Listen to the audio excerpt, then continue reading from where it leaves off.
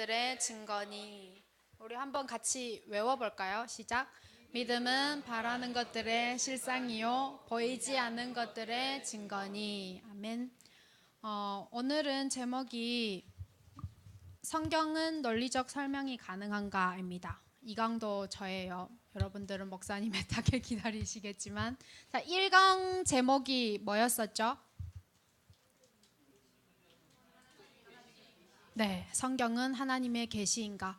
그래서 계시에는 모두 몇 가지의 계시가 있었죠? 세 가지요. 네, 두 가지 계시가 있었는데 어떤 계시였죠? 일반 계시랑 특별 계시. 자, 그러면 성경은 일반 계시일까요? 특별 계시일까요? 네, 특별 계시는 뭐라고요? 네, 성경이에요. 오늘은 성경은 논리적 설명이 가능한가?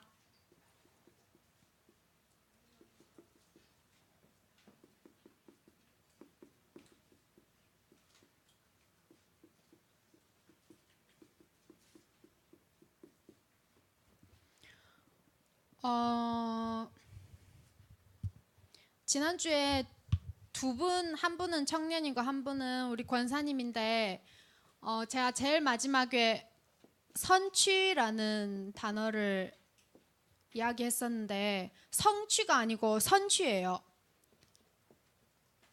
한자 혹시 아시는 분들을 위해서 미리 맛보다, 미리 얻다. 그러니까 우리가 앞으로 천국에 들어갈 건데 천국을 완벽하게 받을 것인데 이 땅에 살아가는 동안 하나님이 너는 앞으로 천국에 갈 것이다. 네가 구원을 온전하게 받을 것이라고 여러분들한테 보증을 하는 거예요.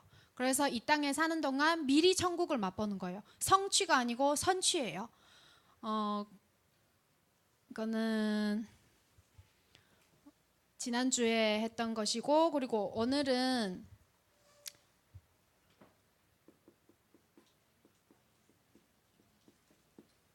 성경은 논리적 설명이 가능한가라는 주제입니다.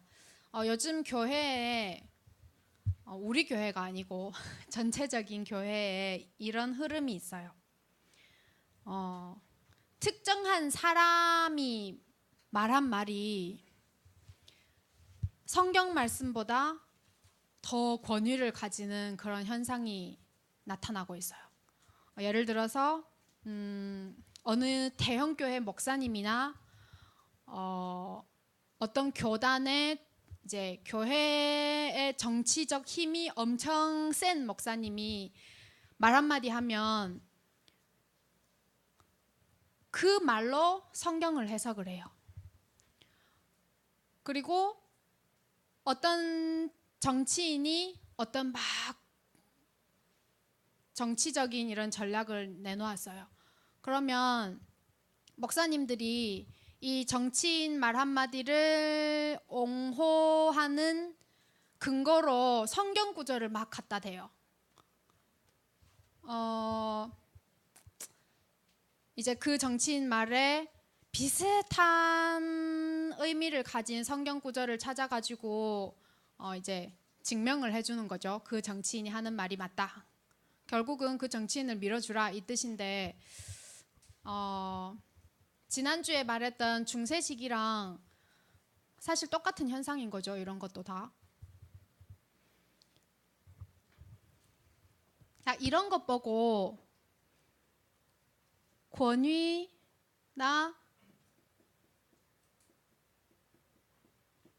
전통이라고 해요. 자, 그런데 권위나 전통, 그리고 또 하나는 성경이에요. 이 두 가지가 동등하게 힘을 가지거나 이 전통이나 이 성경이 동등한 권위를 가지면, 자, 이것은 기독교가 아니에요. 이것은 천주교예요. 카톨릭이에요. 자, 우리의 신앙, 분류했을 때 우리는 진리라고 했지만 이제 분류를 해야 되죠. 타 종교랑 분류를 해야 되기 때문에 기독교죠. 사실 기독교는 기독이라는 뜻이 그리스도예요. 우리 정확히 말하면 사실 그리스도교예요. 우리가 이 기독교는요, 유일한 권위는 오직 성경이에요. 그러니까 이게 기독교랑 천주교의 차이예요. 사람들이 많이 질문을 해요. 기독교와 천주교가 뭐가 다르냐? 천주교 안에도 천주교 나름이에요. 우리는 천주교는 마리아도 믿어, 이렇게 간단하게 대답을 하는데, 마리아를 안 믿고 오직 예수 그리스도만 믿는 천주교도 있어요. 자, 그런데 근본적으로 차이가 여기서 나는 거예요. 성경과 전통이 동일한 권위를 갖는 것은 천주교고, 우리는 그리스도교, 우리 그리스도인의 정체성은 여기서 찾아야 돼요. 오직 성경에서. 그런데 사람들이 이런 질문을 많이 해요.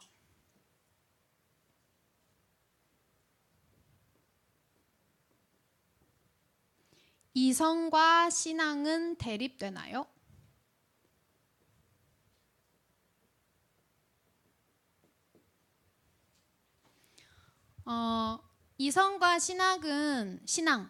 이성과 신학은 서로 대립된다라고 생각하시는 분들 손 한번 들어보실래요?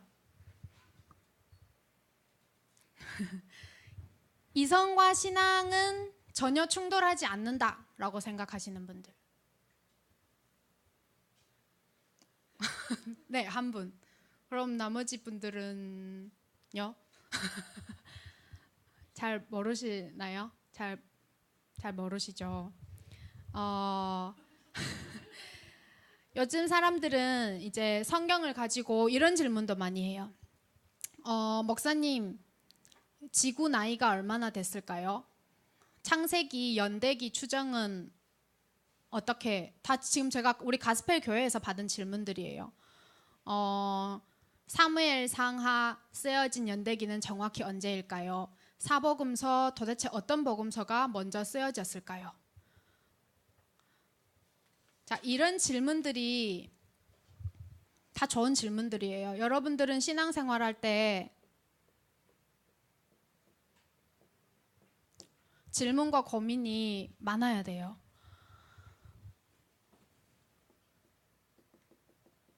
20세기에 오늘 내용은 제가 여러분들에게 많은 질문을 유발하는 말을 오늘 많이 할 거예요. 여러분들 고민하시라고. 그리고 이런 고민을 가지고 바이블 스쿨 쭉 진행하시는 동안 한번 답을 찾아보세요. 왜 오직 성경인지, 왜 목사님이 이번에 주제를 오직 성경으로 잡았는지. 20세기 독일의 루돌프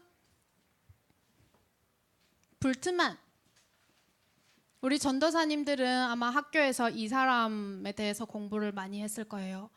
자, 이 불트만이라는 신학자가 있었어요.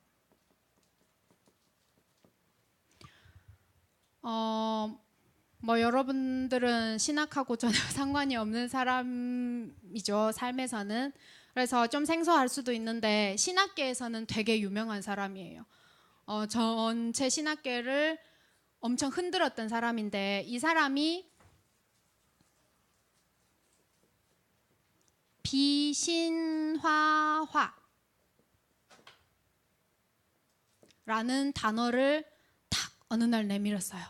20세기 때 1937년, 34년 그때 이 비신화라는 단어를 내밀었는데, 이 말이 어떤 말이냐면 특히 사복음서에 있는 예수 그리스도의 기적, 예수님이 일으켜셨던 죽은 자를 다시 살리시고 안진뱅이를 일으키시고 예수님이 동정녀에서 탄생하시고 죽으시고 다시 부활, 이런 중요한 것들은 사실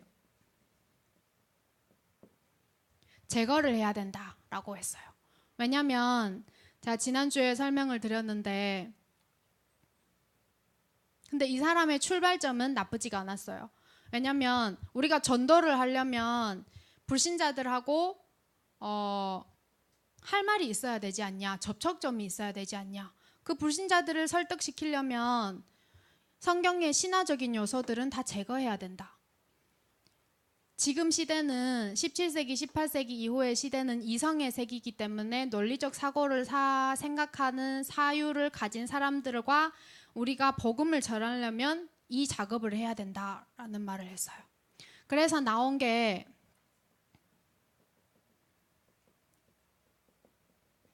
양식 비평. 생소하지만 제가 다 설명을 드릴게요. 이게 뭐냐면 분명히 자, 예를 들어서 보자. 복음서가 4개나 있어. 분명히 처음 쓰여져 있던 어떤 복음서를 쓸 수 있는 어떤 틀이 있었을 거야. 그 틀을 보고 이제 이 복음서를 쓴 작가가 이렇게 쓰기도 하고 저렇게 쓰기도 하고, 그리고 예수님의 의미를 부여하고 예수님의 중요성을 극대화하기 위해서 제자들이 이런 기적이 있었다고 썼을 것이고 저런 기적이 있었다고 썼을 거야. 사실 그런데 그런 것들은 다 제거하고 우리가 본질적인 그 폼을 찾아야 돼. 제일 원래 가지고 있던 그 폼. 살을 붙이고 가죽을 입히고 이런 거 다 빼고, 이거를 통해서 다 빼고, 자, 결국 성경 속에 있는 하나님의 말씀을 한번 찾아보자. 맞는 걸까요? 틀린 걸까요? 맞다고 생각하는 사람들. 성경 속에 있는 하나님의 말씀을 우리가 한번 찾아보자. 틀렸다고 생각하는 사람들. 네. 자, 성경은 다 하나님의 말씀이에요. 성경은 99.99도 아니고 100% 하나님의 말씀이에요. 근데 이 신학자가 성경 속에 있는 하나님의 말씀을 우리가 한번 찾아보자 라는 말을 했어요. 그래서 이 양식 비평이라는 방식을 통해서 나온 단어가 바로 우리 교단 이외에 계시다가 오신 분들은 많이 들어보셨을 수도 있어요. 캐리그마. 가끔 우리 교단에서도 사용하는 단어인데 많은 목사님들이 이 캐리그마를 말씀이라고 번역하는데 그건 틀린 거예요. 합당치 않은 거예요. 말씀이 아니고 사실 이런 특정한 단어는 그냥 원어 그대로 사용하는 게 좋은데 이런 부분을 신화적인 부분, 그리고 이성적으로 이해가 안 되는 부분, 비논리적인 부분을 다 제거하고 우리가 진짜 하나님의 말씀이라고 생각되는 그 부분만 남기자. 그래서 캐리그마라는 작업을 하는 거예요. 자, 제가 왜 이 이야기를 여러분들한테 하냐면, 여러분들이 밖에서 다른 교단이나 뭐 혹시 성경 공부를 한다거나 우리 교회 청년 중에는 모르겠는데 우리 교회 중년 권사님들 중에는 성경 공부를 하시는 분들이 꽤 계시더라고요. 밖에서 여러분들이 막 사람들이 이거를 되게 멋있게 여러분들한테 말할 수 있어요. 성경에서 중요한 다른 것 말고 본질을 잡아야 돼. 성경에서 말하는 본질, 성경에서 말하는 메시지만 다 골라 잡을 수 있어야 돼. 자, 이렇게 하면 여러분들 되게 헷갈려요. 어떤 사람들은 되게 은혜 받는 사람들이 있어요. 이렇게 밖에서 말해주면. 오늘 강단에서도 말했죠. 목사님이 오늘 말씀에는 주관성과 객관성이 있어요. 자, 이 신학의 영향을 받은 사람들, 그리고 또 이 사람 말고 또 다른 신학자도 있는데 어떤 기자가 신학자한테 질문을 했어요. 목사님, 오늘 히브리서 11장 1절 말씀 제가 오늘 읽었는데 너무 은혜되네요. 하나님의 말씀인가요? 했더니 네, 하나님의 말씀입니다. 그래서 두 번째 바로 이튿날 똑같은 그 목사님에게 신학자인데 질문을 했어요. 목사님, 오늘 저 히브리서 11장 1절 말씀 읽는데 은혜도 없고 감동도 없어요. 이것은 하나님의 말씀인가요? 했더니 아닙니다 라고 대답을 했어요. 여러분들이 하나님의 말씀을 읽을 때 아무 느낌도 없고 이 말씀은 왠지 어떤 주제를 향해서 밑바탕 까는 그런 말씀인 것 같고 나에게는 오늘 전혀 은혜가 안 돼도 하나님의 말씀은 말씀이에요. 이게 말씀의 객관성이에요. 자, 이런 작업을 계속 하다 보니까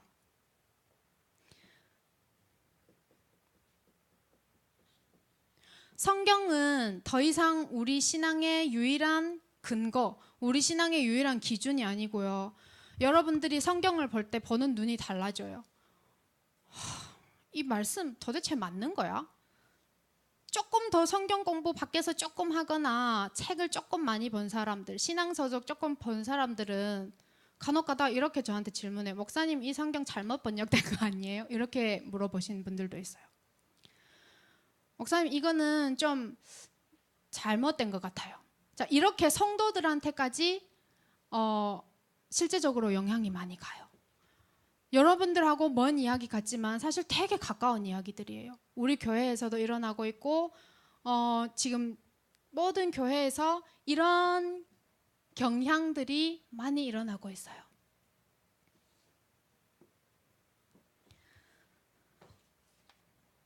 신화적인 부분을 제거하고,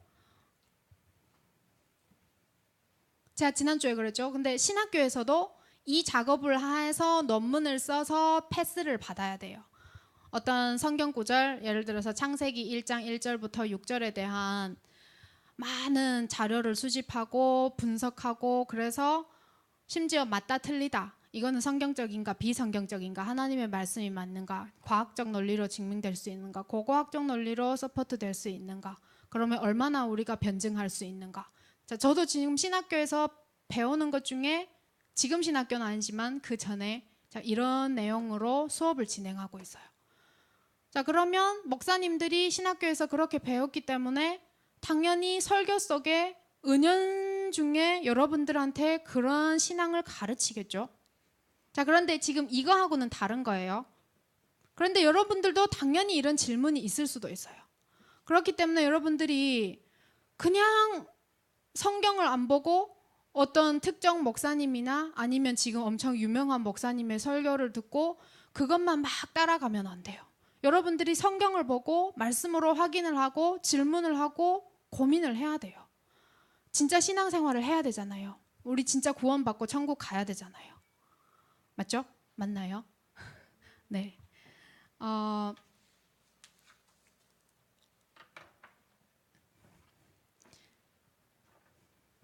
세상이 말하는 역사가 있어요.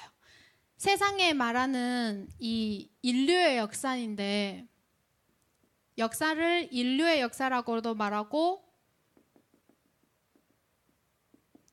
철학의 역사라고도 말을 해요.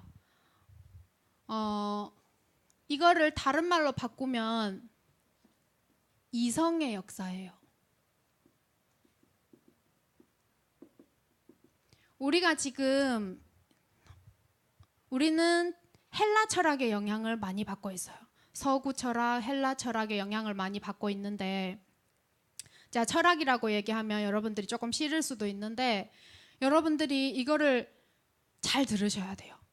잘 들으셔야 왜 내 신앙생활 하다가 이런 어려움이 왔을까? 내 신앙생활 하다가 왜 나는 좋았다, 나빴다, 싫었다가 또 갑자기 뜨거웠다가 왜 그런 기복이 있으며, 왜 나는 성경 보는데 이렇게 어려움이 있으며, 왜 나는 말씀을 듣긴 들었는데 은혜 받았는데 내 삶하고 전혀 상관없고 동떨어졌는지 여러분들이 이유를 찾을 수 있어요.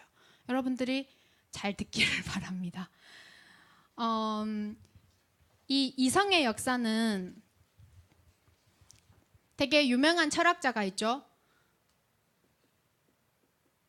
너 자신을 알라 라고 말한 철학자가 있어요. 이 철학자가 누구죠? 네, 맞아요. 소크라테스예요.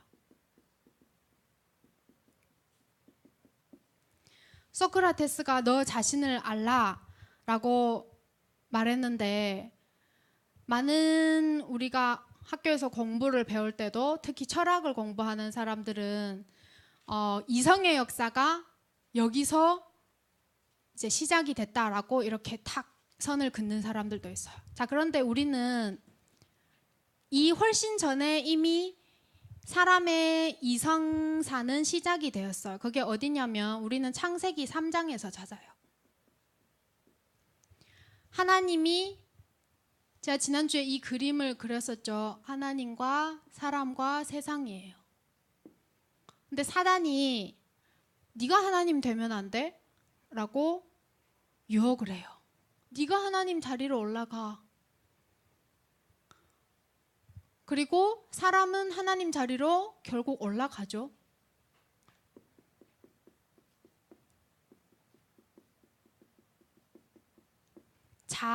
자율성. 자, 여기서 여러분들이 잘 이해해야 되는데 여러분들이 로버트처럼 살라는 말이 아니에요. 하나님이 여러분들에게 말씀을 주시고 언약을 주시고 그 안에서 여러분들이 하나님이 창조한 세상을 풍성하게 누리도록 창조했는데 이 언약 관계가 깨어지는 거예요. 하나님은 분명히 사람을 하나님의 형상으로 창조했는데 창세기 3장에서 그 하나님의 형상을 상실해요.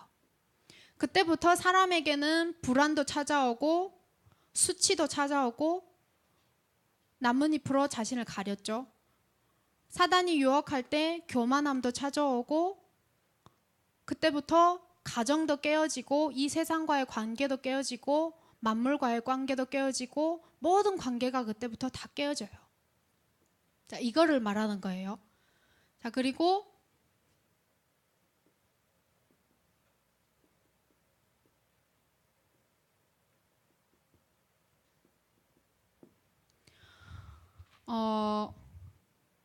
아리스토텔레스라는 철학자가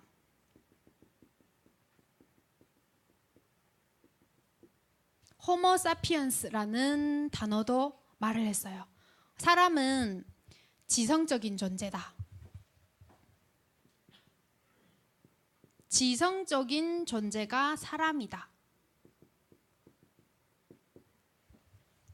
즉 사람이 이성이 없으면 지성이 없으면 인격적인 존재가 아니다라고 말을 해요.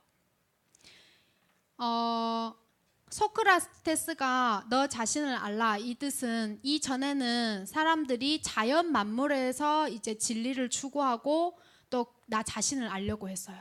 그런데 이 시대, 이 철학 사상이 나온 다음부터는 사람들이 자연 만물에서 시선을 나 자신에게 돌리기 시작했어요.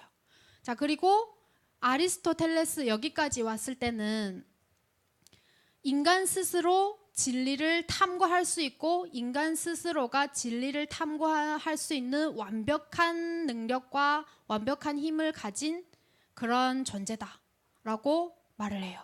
그리고 인간 스스로가 모든 진리의 주체가 될 수 있다라는 철학과 그 시대의 철학을 이제 아리스토텔레스가 말을 했고 그 시대가 이런 철학을 가지고 있었어요.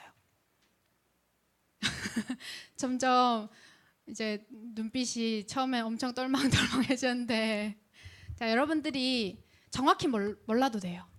근데 이런 흐름이 있었구나 라고 여러분들이 이해만 하셔도 돼요.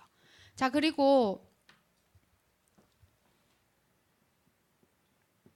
14세기 때 14세기를 우리가 르네상스 인문주의 시대라고 부르죠. 14세기 르네상스 인문주의 운동, 인문주의 시대가 이때 주제가 잃어버린 인간성을 찾자였어요. 잃어버린 인간성을 되찾자. 자, 그런데 되게 아이러니하게도요. 왜 이런 잃어버린 인간성을 되찾자라는 말이 나왔냐면 교회가 부패했기 때문이에요. 교회가 부패하고 중세시대에서만 이런 일이 처음 이루어졌던 게 아니에요. 이 시대에도 이런 일이 계속 있었어요. 교회에서. 자, 그렇기 때문에 아닌 것 같아. 이거는 교회에서 말하는 인간은 아닌 것 같아. 그래서 우리가 진짜 사람이 무엇인지 인간이 무엇인지 우리가 한번 찾아보자 라고 시작된 게 사실 인문주의예요. 그래서 막 이 인문주의자들은 이 시대에 살고 있던 사람들은 교회에서부터 타락된 이 인간성을 찾기 위해서 엄청 노력하고 막 부르짖고 자, 반면 또 조금 지나서 16세기 때 무슨 일이 있었죠?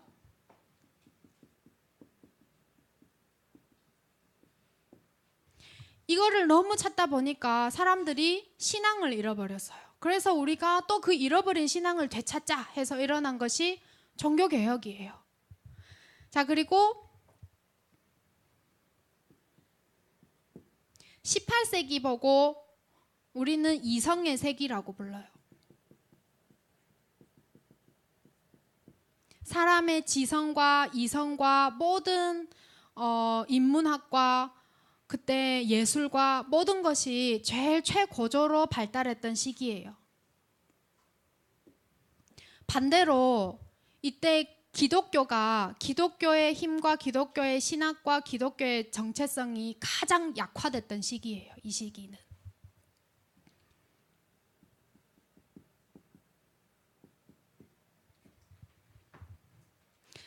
(18세기에) 영국에는 경험론이라는 철학이 막 발달되기 시작했어요. 그리고 프랑스에는 합리주의라는 철학이 있었어요. 또 독일에는 관념론, 이런 많은 철학이 있었는데, 자, 여러분 철학이라고 했을 때 여러분들이 어렵게 이해하지 말고 그 시대가 어떠했는지 간단하게 정리한 말이 철학이라고 이렇게 생각을 하시면 돼요. 자, 그런데 이 18세기 때 많은 철학이 엄청나게 발달을 하고 많은 것들이 엄청나게 발달을 했는데 이 모든 것들을 탁 통합해서 만든 두 철학 거인이 있어요. 두 명의 철학자, 헤겔과 칸트예요.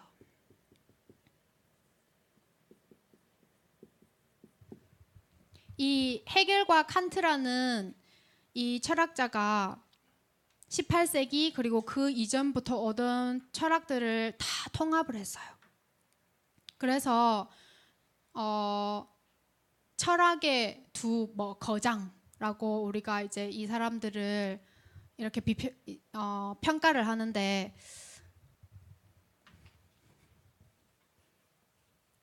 이 칸트와 헤겔은 헤겔의 철학을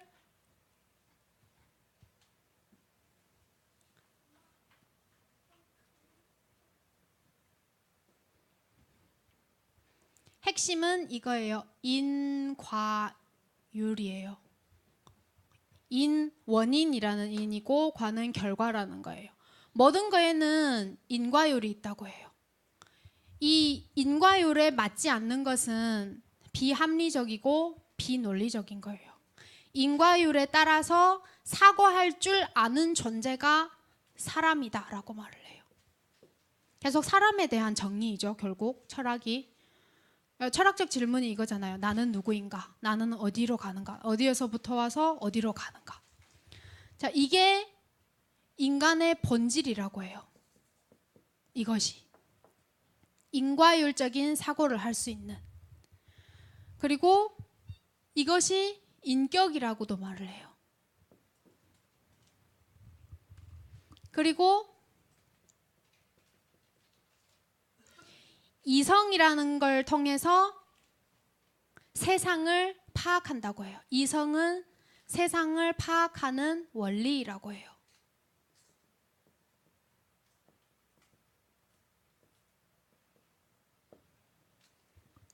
그리고 이 이성은 세상을 보는 눈이라고 해요.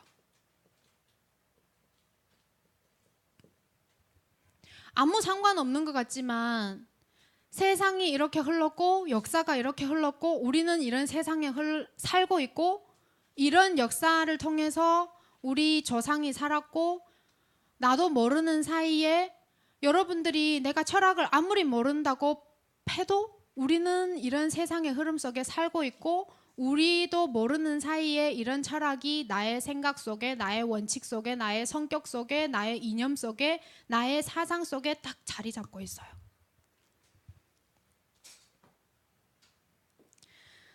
자, 그래서 1789년에 무슨 일이 있었을까요? 네, 맞아요. 프랑스 대혁명이 있었죠. 네. 사람들이 더 이상 우리는 하나님도 필요 없고 군주도 필요 없고 왕도 필요 없어 라고 이런 것을 극대화시킨 역사적인 사건이 바로 프랑스 대혁명 사건이에요.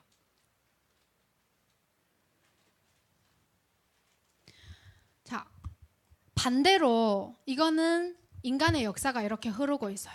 자, 반대로 신앙의 역사는 어떻게 흐르고 있었을까요? 16세기 종교개혁자들이 다 죽었어요. 16세기 말 돼서 칼빈도 죽고 루터도 죽었어요. 루터도 죽고 칼빈도 죽었는데 그 후예들이 계속 종교개혁을 하기 위해서 몸부림쳤어요. 카톨릭 부패한 교회, 오직 성경을 하면서 외쳤던 이 종교개혁자들이 1세대 종교개혁자들이 다 죽고 17세기가 도래했는데 17세기가 왔는데 카톨릭에서 다시 맹렬한 공격을 했어요. 이 기독교, 그리스도교에.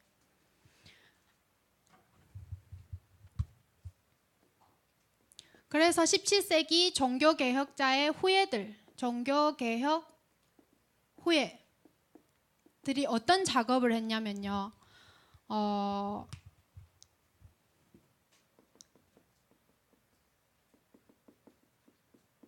기독교 신앙의 논리 체계를 만들기 시작했어요. 사실 엄청 자연스러운 거잖아요. 막 공격을 하니까 내가 이거를 우리 그리스도교의 정체성은 이런 거야. 우리 기독교는 달라. 우리 기독교는 타 종교와 달라. 너네들이 아무리 공격해도 우리 기독교는 이런 기독교야. 라고 논리적 체계를 세웠는데 이 논리적 체계를 세울 때 성경을 근거로 해야 했었는데 제가 지금까지 말했던 이 철학 사상들을 신학에다가 채용을 했어요.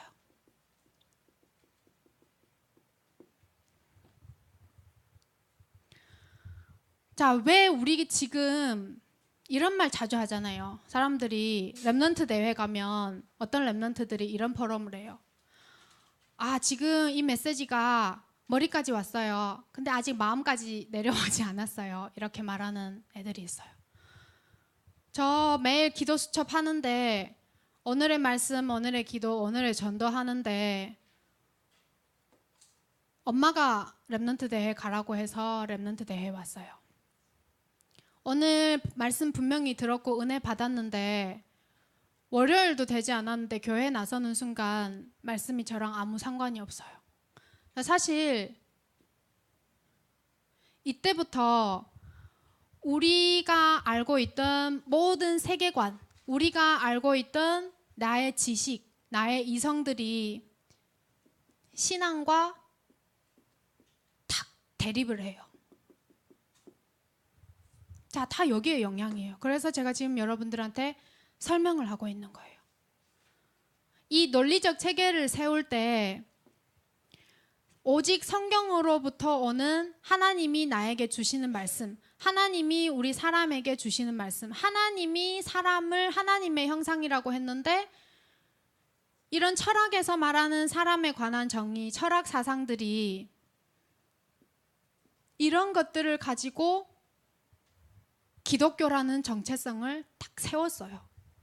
그 이후에 모든 신학, 그리고 20세기, 19세기, 20세기, 21세기 모든 이런 신학 사상 보고 현대 신학이라고 하는데 많은 사람들이 이게 틀렸어. 다시 성경으로부터 되찾아야 돼. 우리는 다른 진짜 교회를 살리고 영혼을 살리고 구원받을 수 있는 이런 신학을 세워야 돼 라고 많은 신학자들이 노력을 했지만 결국 여기서 벗어날 수가 없었어요. 왜냐하면 뿌리를 처음부터 여기다 두고 있기 때문에 시도는 했지만 더 이상하게 되거나 또 다른 길로 가거나 그런 결과가 왔어요. 자, 신학하면 여러분들하고 상관없죠. 자, 그런데 제가 1강 때부터 이야기를 했는데 제가 신학이라고 말을 하면 여러분들은 신앙이라고 들으시면 돼요. 즉 여러분들의 신앙마저도 다 분리된 삶과 성경과 내 삶이 분리된 그런 신앙생활. 내가 아는 이성과 지성은 늘 성경과 반대되는 그런 신앙생활을 할 수밖에 없어요. 즉 18세기 이성의 세기를 걸쳐서 이성이 신앙보다 더 위에 있는 이런 삶을 살게 돼요. 제가 한두 달 전에 우리 철민님한테 이 임마누엘 칸트의 책을 빌려서 봤는데 이 18세기에 그리고 19세기 초까지 철학 사상이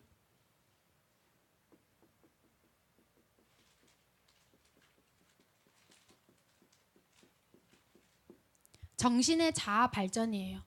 그래서 이렇게 말하면 여러분들 또 느낌이 안 와요. 이 철학 사상이 얼마나 무섭냐면 사람의 말과 행동에까지 영향을 주는데 이 철학의 영향을 받은 사람이 예를 들어서 대표적으로 히틀러와 동시대에 살고 있던 신학자들이에요. 히틀러가 유대인들을 학살하고 그리고 막 세계 대전을 일으켰죠. 자, 그런데 이때 신학자들은 히틀러의 편에 섰어요. 제가 아까 말했죠. 철학적 방법과 철학적 생각을 가지고 신학을 하고 신앙을 했기 때문에 개개인의 신앙생활과 개개인의 구원과 교회와 영혼은 아무 상관이 없어요. 신학과 신앙과 이 신앙마저도 이런 것하고는 아무 상관이 없고 세계대전을 하든 어느 민족이 죽든 어느 국가가 멸망을 하든 그건 다 상관이 없어요. 이 정신의 자아 발전만 이런 역사만 잘 굴러가면 돼요. 그렇기 때문에 한 사람의 아픔, 어느 민족의 고통 이런 것들은 전혀 중요한 것이 아니에요. 자, 그래서 19세기 말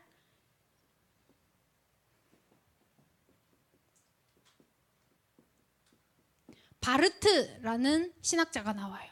바르트가 이거는 좀 아닌 것 같아. 비록 이 사람들이 내 스승이지만 이거는 틀린 것 같아. 그래서 이 사람이 뒤집으려고 했어요. 이 칼바르트라는 신학자가 내 스승들한테 너무 실망을 해서. 자, 그런데 칼바르트마저도 뿌리를 여기에 두고 있기 때문에 결국 신앙을 살리고 교회를 살리고 개인의 구원을 살리는 신학 체계를 또 만들지를 못했어요. 자, 그리고 오늘날 우리에게까지 왔어요. 자, 이게 이성의 역사, 지성의 역사, 신학의 역사, 그리고 제가 철학 전공이 아니기 때문에 여러분들한테 자세하게 설명을 못 드리지만 대략적인 이런 역사가 오늘 우리 살고 있는 오늘까지 이렇게 흘러왔어요. 요즘 교회에서도 니체 이 철학자를 좋아하는 사람들이 되게 많더라고요. 결국 이런 철학자들도 다 이런 철학의 영향을 받아서 여기까지 왔어요. 자, 그래서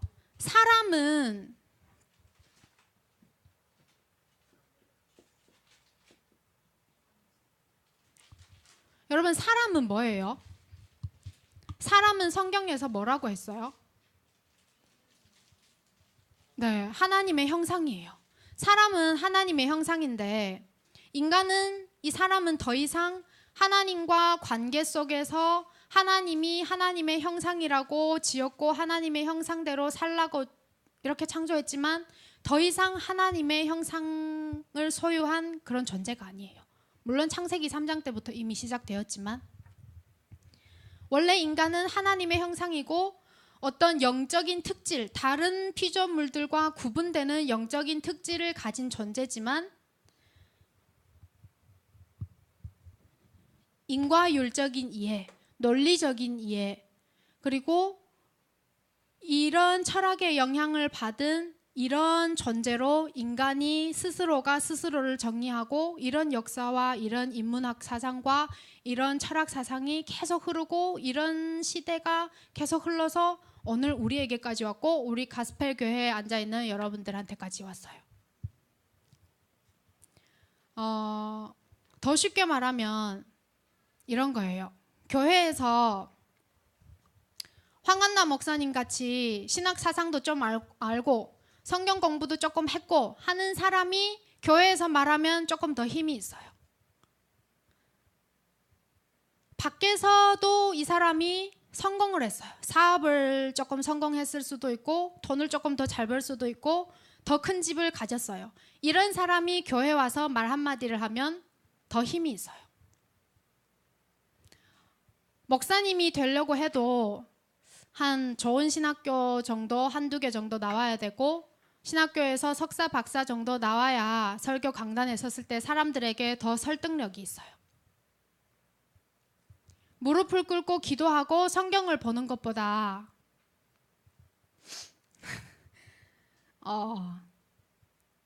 교회가 그렇게 되어버렸어요.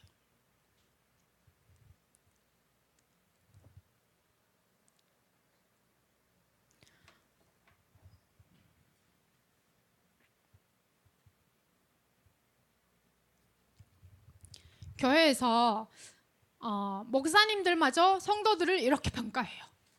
내 메시지에 이해도가 높은 사람, 출석을 잘하는 사람, 와, 내 메시지 들어서 저 사람이 사업이 대박난 사람, 이런 사람들 보고 신앙이 좋다라고 말을 해요.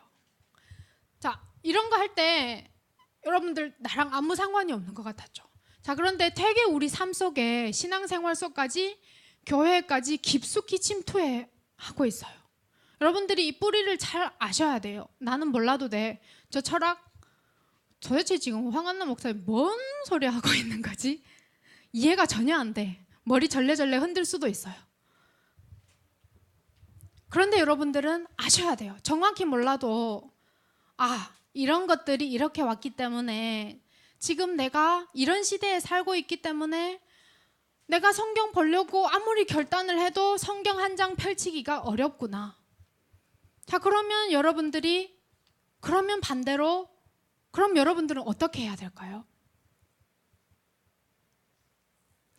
우리의 인간관계, 교회뿐만 아니라 우리 사소한 인간관계, 뭐 저랑 여기 저희 오빠가 있는데 오빠, 뭐 남편 시은이와의 관계, 제 딸과의 관계, 여러분들이 부모의 관계, 자녀와의 관계, 모든 것들이 다 이런 철학적인 사상이 깔려 있어요.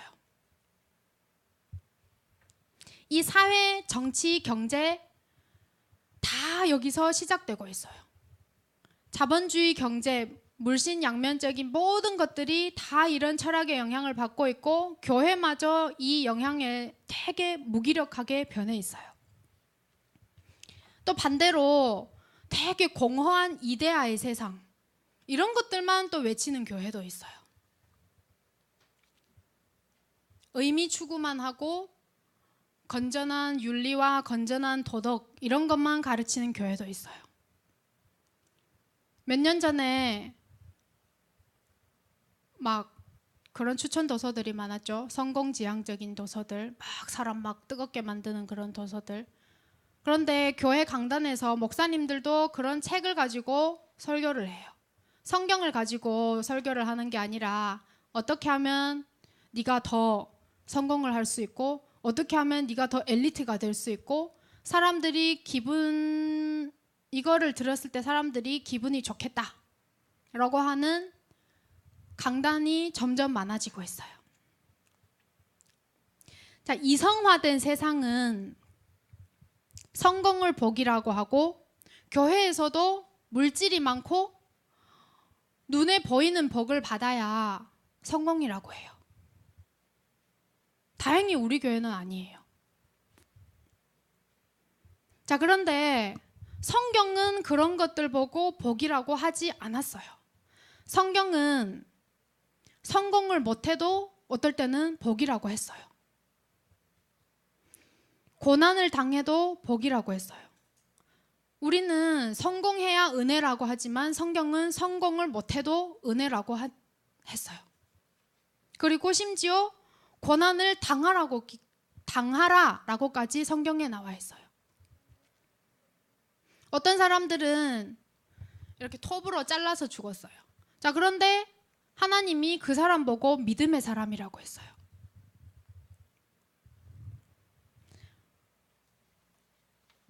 못 믿으시면 우리 한번 같이 성경 볼까요? 우리 히브리서 11장. 오늘 제가 강의 내용은 다 끝났는데 우리 히브리서 11장. 그러면 우리는 어떻게 살아야 되냐? 히브리서 11장 전체 우리 한번 같이 읽어보겠습니다. 히브리서 11장에서 히브리서에서 우리에게 답을 주고 있어요. 우리 여러분들이 1절 읽고 제가 2절 읽고 이렇게 교독하면서 히브리서 11장 내용 전체 한번 같이 읽을게요. 믿음은 바라는 것들의 실상이요 보이지 않는 것들의 증거니 선진들이 이로써 증거를 얻었느니라. 믿음으로 모든 세계가 하나님의 말씀으로 지어진 줄을 우리가 아나니 보이는 것은 나타난 것으로 말미암아 된 것이 아니니라.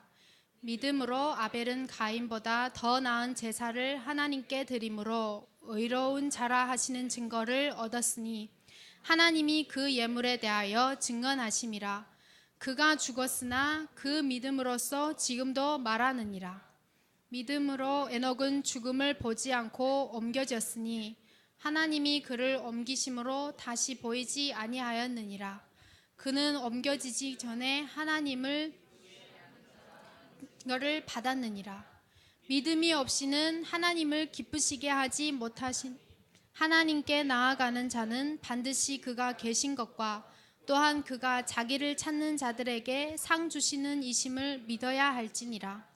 믿음으로 노아는 아직 보이지 않는 일에 경고하심을 받아 경외함으로 방주를 준비하여 그 집을 구원하였으니 이로 말미암아 세상을 정죄하고 믿음을 따르는 의의 상속자가 되었느니라. 믿음으로 아브라함은 부르심을 받았을 때 순종하여 장래의 유업으로 받을 땅에 갈 바를 알지 못하고 나아갔으며 믿음으로 그가 이방의 땅에 있는 것 같이 약속의 땅에 거류하여 동일한 약속을 유업으로 함께 받은 이삭 및 야곱과 더불어 장막에 거하였으니 이는 그가 하나님이 계획하시고 믿음으로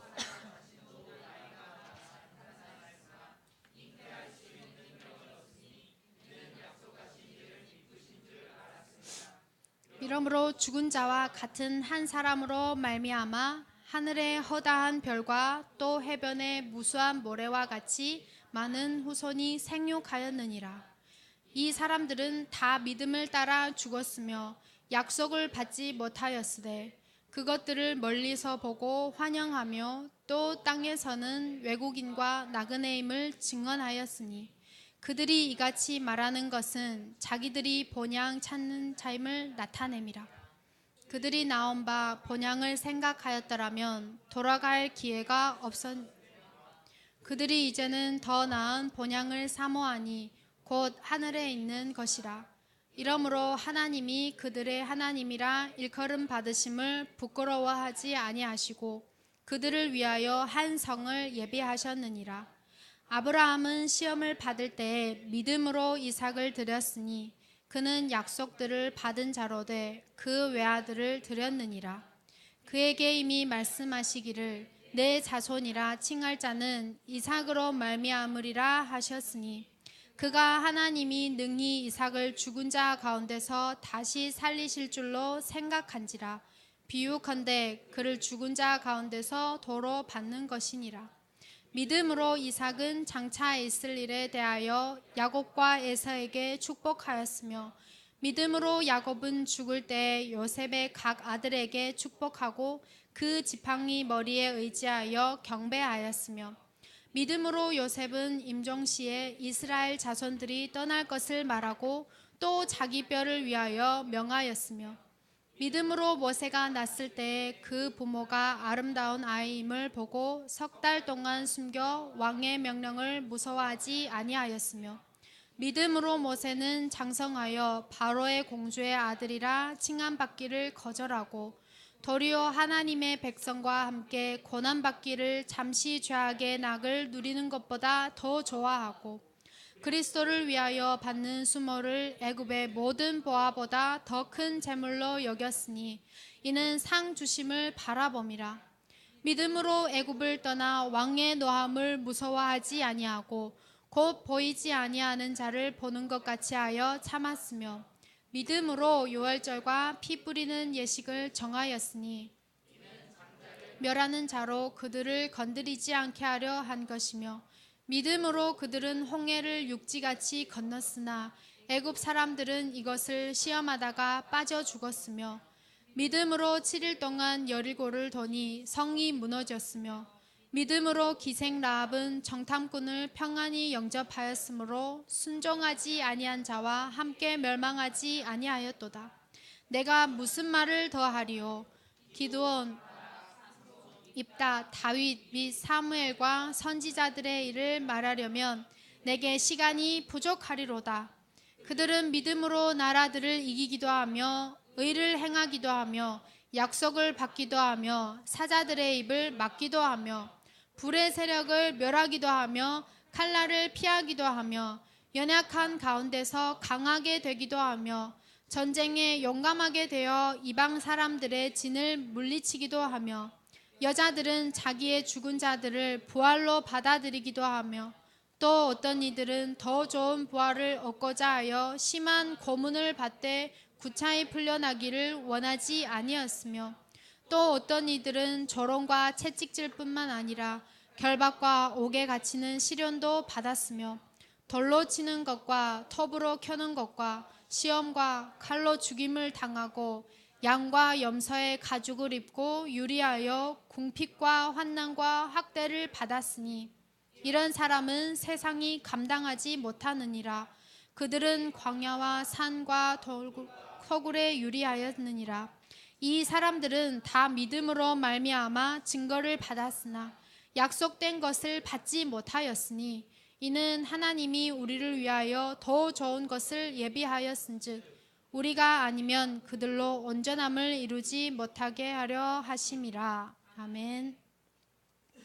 돌아가서 우리 1절 말씀 한번 다시 같이 읽을까요? 11장 1절 시작. 믿음은 바라는 것들의 실상이요 보이지 않는 것들의 증거니. 아멘.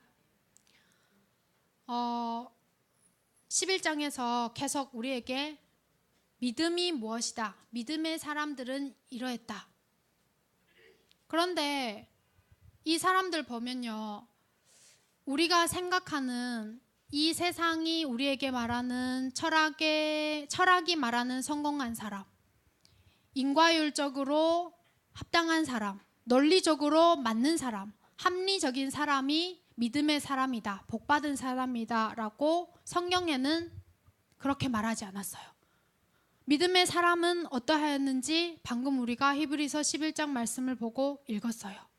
여러분들이 이해가 안 될 수도 있어요. 제목은 성경은 논리적 설명이 가능한가? 자, 그런데 제가 이 이전에 여러분들이 나도 모르는 사이에 갖고 있는 정반대된 나의 구원과 전혀 상관없는, 어떻게 보면 내가 구원받는 것을 방해하는, 내가 이 구원의 길을 가고 신앙의 길을 가는데 방해되는 그런 세계관과 그런 세계관을 가지고 여러분들이 다시 신앙생활을 하고 성경을 보고 있을 수도 있어요. 여러분들이 이것을 깨셔야 돼요. 제가 1강 때 말씀하셨죠. 이거는 내가 깨도 되고 안 깨도 되고 알아도 되고 몰라도 되는 내용이 아니에요. 구원을 받냐 못 받냐, 천국이냐 지옥이냐, 내가 하나님의 자녀냐 마귀의 자녀냐, 내가 불신자로 사냐 내가 신자로 살다가 영원한 천국을 누리냐, 내 후대를 진짜 우리 민준이에게, 우리 시은이에게, 우리 한빈이에게, 우리 선우에게, 우리 이 가스펠 교회를 여러분들이 앞으로 여러분들도 자녀들이 생길 것이고 뭐 저도 어느 날 손자 손녀가 생기겠죠. 그 우리 자녀들에게 진짜 우리가 건강한 교회를 물려줄 수 있을까요?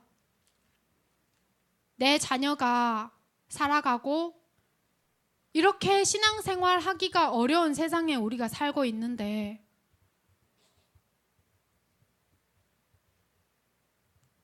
이런 아이들에게 우리가 어떤 교회를 우리가 물려줘야 될까요? 어떤 가스펠 교회를 이 아이들에게 알려주고 어떻게 우리가 어떤 마음으로 어떤 생각으로 어떤 신앙의 색깔로 자기 전에 아침에 일어나서 성경을 읽어주고 기도할까요? 우리 마지막으로 한번 같이 기도하겠습니다. 여러분들이 이해가 안 될 수도 있어요. 그런데 괜찮아요. 하나님은 하나님을 찾는 자에게 하나님이 다가가시겠다고 말씀하셨어요. 나는 믿음이 없는데 하나님, 나는 믿음을 가지고 싶어요. 하나님, 나는 진짜 신앙생활을 하고 싶어요 라고 기도하고 간구하면 하나님이 그 믿음을 주시겠다고 약속하셨어요. 다른 책에 쓰여져 있는 것이 아니고 우리의 신앙의 유일한 기준이 되는 이 성경책에서 말씀하셨어요. 여러분, 성경책은 되게 심오한 게 아니에요.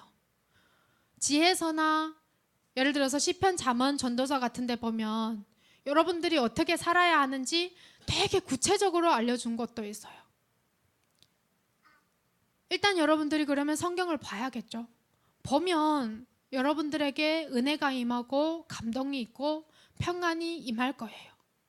힘들고 지치고 아파도 하나님이 성경 말씀으로 여러분들을 위로할 거예요. 하나님은 여러분들을 사랑하시는 하나님이에요. 벌 주기를 원하고 여러분들이 생각할 때 내가 이렇게 안 하면 하나님이 나에게 막 해코지 할 것 같고 내 자녀에게 막 문제 오고 하게 할 것 같고 하나님은 그런 하나님이 아니에요.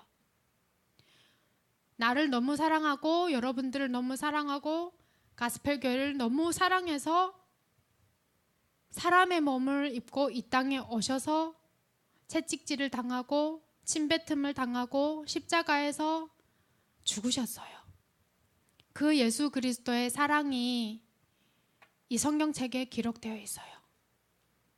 하나님, 나에게 이 믿음을 주세요. 하나님, 내가 정말 이 믿음의 사람이 되게 해주세요. 우리 교회가 이런 믿음의 교회가 되게 해주세요. 이 시간 함께 기도하고 오늘 2강 마치겠습니다. 하나님 감사합니다.